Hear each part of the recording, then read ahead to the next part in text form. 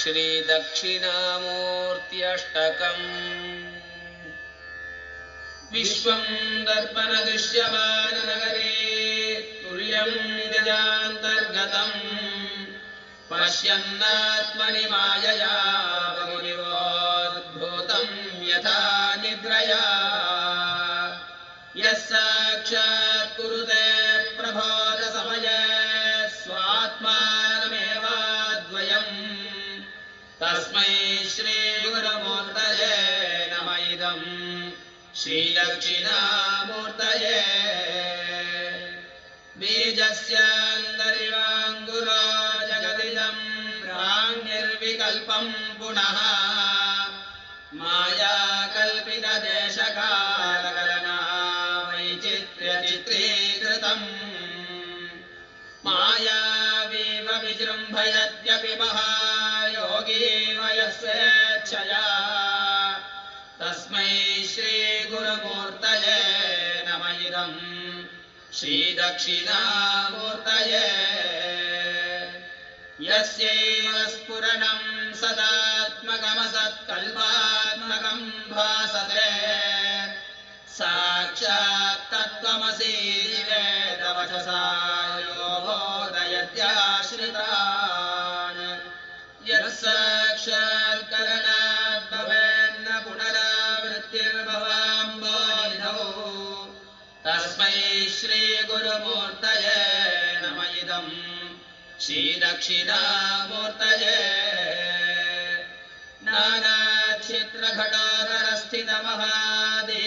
नानाक्षेत्रघटोदरस्थितमहादीपप्रभास्वरम् ज्ञातं यस्य तु चक्षुरानिकरणद्वारा बहिस्पन्दते जानामीति तमेव भान्तमनुभवाद्येतत्समस्तं जगत् तस्मै श्रीगुरुमूर्तये नम इदम् श्रीदक्षिणामूर्तये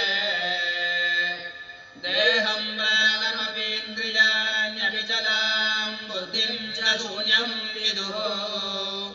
स्त्रीबालान्तजटोपमास्त्वहमिति भ्रान्ता वृषंवादिनः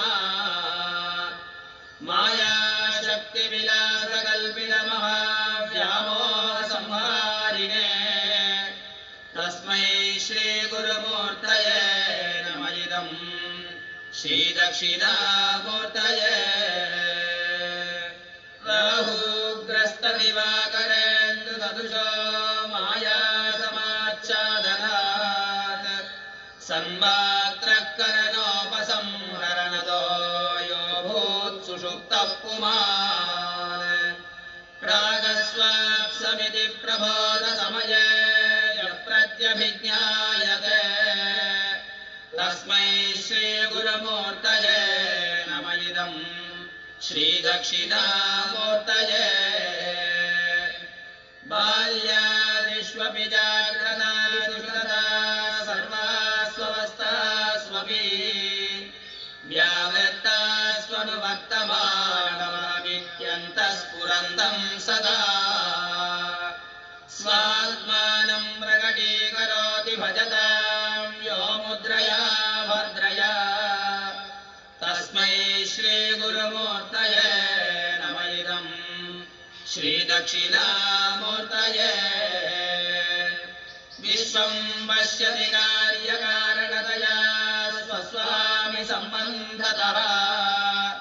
शिष्याचार्यतया तथैव पितृपुत्राद्यात्मना भेदतः स्वप्ने जाग्रति वा एव पुरुषो मायापरिभ्रामितः तस्मै श्रीगुरुमूर्तये नम इदम् श्रीदक्षिणामूर्तये भूरम्बांशनलोलिलोऽम्बरमहर्नाथो हिमांशुः पुमान् इत्याभादिचराचरात्मकमिदं यस्यैव मूर्त्यष्टकम् नान्यत्किञ्चन विद्यते विभुषतां यस्मात् परस्माद् विभोः तस्मै श्रीगुरुमूर्तये नम इदम् श्रीदक्षिणामूर्तये। स्फुटीकृतमिदम् यस्मादमुष्मिं स्तवे